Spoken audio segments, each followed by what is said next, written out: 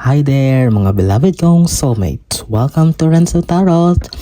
Andito man po tayo para pagsamahan isang soulful and meaningful na tarot reading. Dito lamang po sa inyong laging nabangan, sinusubaybayan at pinakamahal na Renzo Tarot channel. Mega shoutout po sa lahat ng ating soulmates sa buong Pilipinas at sa buong mundo na laging nag-aabang nanonood at nagbibigay na nakakataba sa puso na komento. Maraming salamat po sa inyo. Lalong-lalo na sa ating mga masasipag na overseas Filipino workers or OFWs. Kamusta po kayong lahat? Maraming salamat po sa suporta. Sa ating mga returning viewers, new subscribers, at sa mga hindi pa po nakasubscribe, please do subscribe po at click the notification bell para lagi po kayong updated sa ating mga susunod na videos na pagsasamahan. Sige po, ang ating pong reading ngayon isang bonus reading para sa ating mga nasa sign ng Gemini. Ulitin ko, Gemini, para sa inyong reading na to. Okay? Bonus reading for Gemini. Isang shuffle pa at wag na nating patagalin pa sapagkat alam kong excited na kayo. That's it. Okay, napakagandang shuffle. Sige, Gemini. Spirit Universe, Spirit guys, bigyan niyo po kami ng 10 baraha para sa aming bonus reading for Gemini. Spirit Universe, Spirit guides, angels, ancestors. 10 cards please for our bonus reading for Gemini. Ayoko niyan. To. Meron ng isa. Sige, para po sa mga bago sa ating channel, kung mapapansin nyo po, kukuha po ako ng 10 baraha dire-diretso para hindi na po ako mag-shuffle para hindi tayo ma-distract. Mas maganda yung nakafocus tayo sa pag-read ng ating mga cards base sa energy na bibigay sa atin ng universe. Okay, meron na tayong isang nahulog. Kunin natin yung mga siyampa. Last 9 cards for your bonus reading, Gemini, yung talagang tumatalon, tumatalsik, pumipiglas. Okay, yun. Ito napakita, hindi ko siya kukunin. Pero may tumalbog na isa. Diretso tayo. Spirit Universe, Spirit Guides, Angels, Ancestors. Okay. Spirit Universe, Spirit Guides, Angels, Ancestors. 8 pa. Okay. Sige, meron na tayong 2, 3, 4. Okay, 6 pa. 6 pa po. Stay tuned, Gemini, ha. Ayusin ko lang yung bara. Sige. Spirit Universe, Spirit Guides, Angels, Ancestors. 6 cards please. Ayoko niya. Nagpakita. Gusto ko yung nakakaob. Kamusta kayo mga Gemini? Kamusta ang buhay-buhay natin so far? Kamusta, may transformation ba? Simula nang nag-exit si Pluto sa mga cardinal signs ng move sa Aquarius noong November 19. Ano ba yung mga nararamdaman? Medyo maginhawa ba? Nakakaluwag-luwag na ba?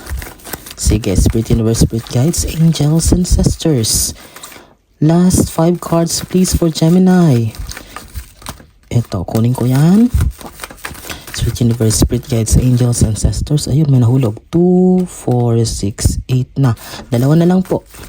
Yun. Okay. Parang kompleto na. Tingnan natin, ha. Parang sobra yata ng isa. Pero bibilangin ko para sa inyo, Gemini. Sige, stay tuned, ha. Ito ilalagay na natin sa gilid. Nakita nyo naman. Shuffle natin na maayos. 1, 2, 3, 4, 5, 6, 7, 8, 9, 10, 11. 11 nga, may sobrang isa. Lagay natin sa taas. Baka mamaya kailanganin natin ng extra card or bonus card. Sige, dyan lang siya. Maraming salamat po, ha.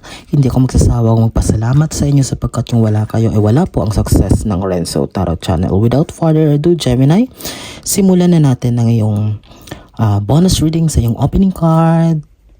Ooh, wow! Wish to come true. Katuparan ng mga pangarap.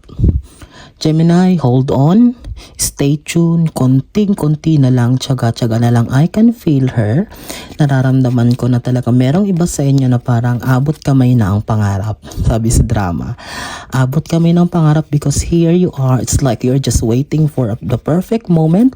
Nag-aantay na lang kayo ng tamang oras, tamang panahon para dumating yan. Pero nakikita nyo na parang positive na.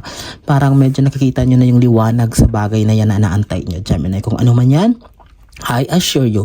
Although, paano ko na sinasabing I assure you? Unang baraha pa lang, positibo ang nararamdaman ko. Na talagang there's a big blessing, there's a big surprise na parating sa'yo. Okay, ito na naman, sasabihin ko na naman, ha. Meron pa tayong 9 na natitira. Manghingi tayo ng sign sa universe. Kapag lumabas ang Wheel of Fortune, Magician, Ace of Pentacles, Chariot, Sun, Star, and Moon na card. Ibig sabihin talaga, Gemini, i-claim nyo na kasi talagang merong malaking biyaya na parating sa iyo. Okay? Tingnan natin sa mga susunod. Pangalawa, di ba? Sun card. Sinabi ko na Sun, yan yung hiningi natin na sign, di ba? Kakasabi ko lang. Yan, the Sun card, we have been answered already. Talagang, dun sa kasi dito sabi ko sa unang card, the energy that I can feel is all about success. Diba? Nanghingi tayo ng sign na kapag lumabas itong mga barahan na to. Ito, we have been answered by the Sun card. Ibig sabihin talagang you claim it, Gemini, because a positivity, a life full of confidence, kasi the sun is giving, yan siya nabibigay sa buhay natin, di ba? Kung wala ang sun, parang aside from madilim ang buhay natin, of course ang sun ang nagbibigay ng buhay sa lahat ng living things dito sa mundo.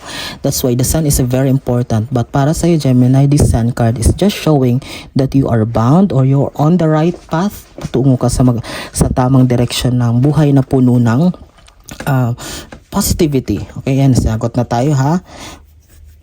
9 cards ang natira, then we ask for a sign, but binigay agad sa atin yung Sun card. Okay? Pangatlo, Ace of Cups. Okay, although hindi ito hinihingi natin na Ace of Pentacles, but since this is Cups, is all about your dreams and ambitions, long-term goals, careers, it means that there will be a massive transformation. Since Ace, ibig sabihin, you will be embarking on a journey na talagang panibagong buhay, na itong Ace of Cups is that you will focus on it. Ito na yung talagang asikasuhin mo, ito yung pag-aaksayahan mo ng oras, ng time. Ito talagang, kumbaga ito yung talagang yung dream, kung dream job mo ba yan, or dream life mo, kung ano man basta makukuha mo yan, it's because of the Sun card.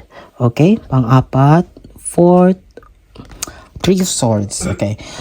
This Three of Swords is just a minor reminder for you, Gemini. Ang nang present situation nyo daw is there are some of you, merong iba sa inyo, Gemini, na parang may konting, na totally parang heartache na nararamdaman, but I can feel her na parang ito ay parang disappointment, or parang konting, it's like a guilt, or parang this is just parang di naman totally na malungkot kayo, kasi hindi naman to totally parang 10 of Swords, but it's just 3 of Swords, but parang may guilt feeling lang kayo, parang mayroon lang kayong konti pa na parang questions on your mind, na siyang medyo parang a little bit of worry sa kung siguro may kinalaman dito sa Ace of Cups, if you think, or parang iniisip mo kung mangyayari pa ba yung bagay na yan, or if you're thinking or talagang worth it pa ba na ipaglaban yung pangarap mo.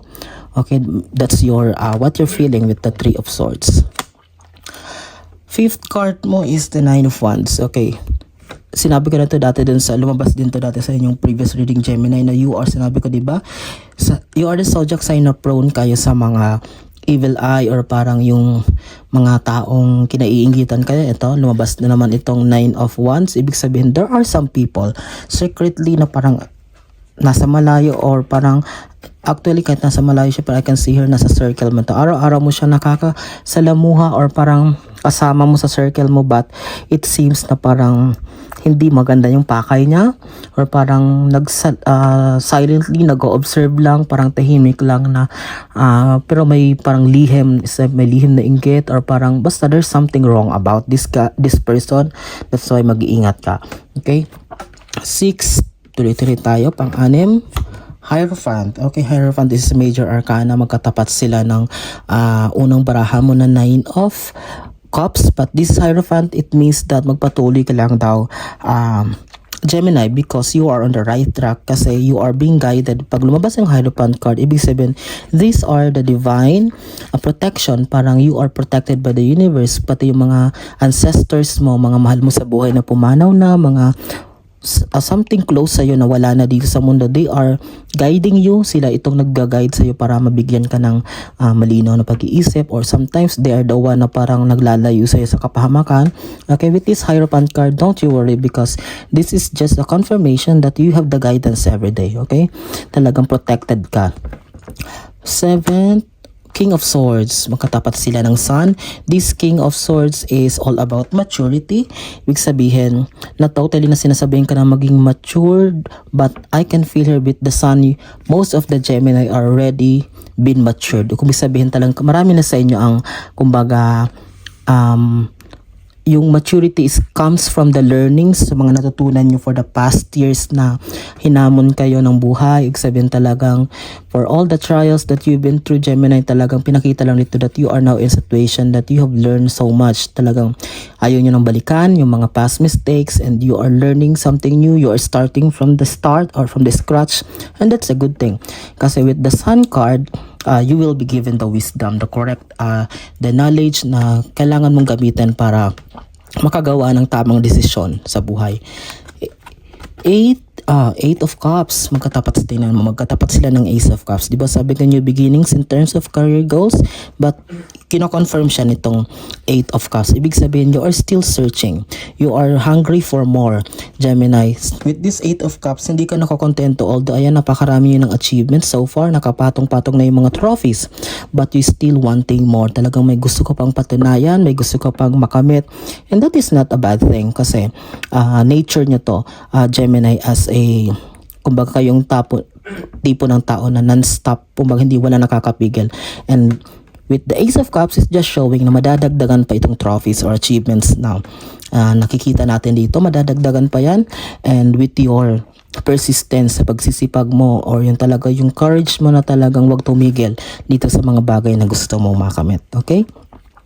Ninth card is Eight of Wands. This is a beautiful card because it signifies rapid growth or mabilis na mga, kumbaga magiging mabilis ang pangyayari. Lahat talagang will be turning, the table will be turning on you very, very fast. Kumbaga, pag lumalabas kasi ito talagang it's like parang pouring or parang pag-ulan ng blessings kasi one siya, but since nagkatapat siya ng Three of Swords, maybe na-overwhelm ka lang or parang that's why you are feeling a little bit parang loneliness. But with this Eight of Wands, this is just showing that you will be overwhelmed with a lot of opportunities coming on your way. Maybe not this week, not this month, but you are on the right track. Just a little bit more patience, talagang konting tiyaga na lang, Gemini. Talagang sa tamang panahon, in the perfect moment, everything will fall into place para sa'yo. Okay? 10th and last card. Magkasunod sila. Tingnan mo, yung pang-siyam mo is Eight of Wands, rapid growth, diba sabi ko? And look at your 10th and last card is Three of Wands pa rin. What does it mean? Ang ibig sabihin dito is that you need a moment of introspection, self-reflection. Parang balikan mo daw, parang mag-throwback ka sa lahat ng mga bagay na nangyari sa buhay mo. It may be positive or negative. Kailangan mong balikan yon and assess what learnings, kung ano matutunan mo doon. And syempre set aside, iiwan na yung mga hindi maganda and get what you have learned and yun ang i-apply mo sa kasalukuyan. And kung nakikita nyo nakatalikod ka, it means that yes, do it continuously, pagpatuloy mo yan because sinabi ko na dati na you need to kumbaga talikuran itong mga bagay or you need to cut off or move away from a situation na hindi na nakakatulong sa iyo in the long run. Siguro may mga bagay dati na ginagawa ka na ulit-ulit mo na ginagawa pero kasi komportable ka doon, parang comfort zone mo siya, pero hindi kasi ito nag-work para sa iyo or parang hindi ito nakakatulong in the long run. That's a good thing na tinigil mo na yan. Or maybe there are some of you na nag-iwas na sa mga tao na puro negativity yung naidudulot at wala namang naitutulong sa'yo. Just continue it. Just continue moving away from a situation that is not working for you anymore. And with that, in the perfect timing or sa tamang panahon, everything will be working on your favor, Gemini. Okay? That's it. And maraming salamat sa inyong pagsama sa ating video, sa ating reading ngayon. I am praying na maraming nasa sign ng Gemini ang makapanood dito ngayon. And please, if you are not kung ba hindi pa ako yung nakasubscribe, please do subscribe our channel. Mag-comment kayo kapag naka-resonate kayo and don't forget to click the notification bell para lagi kayong updated sa mga susunod nating videos sa pagsasamahan. Maraming salamat sa inyo. Kung nasan man kayo na ginagawa nyo, mag-iingat kayo lagi and God bless us all.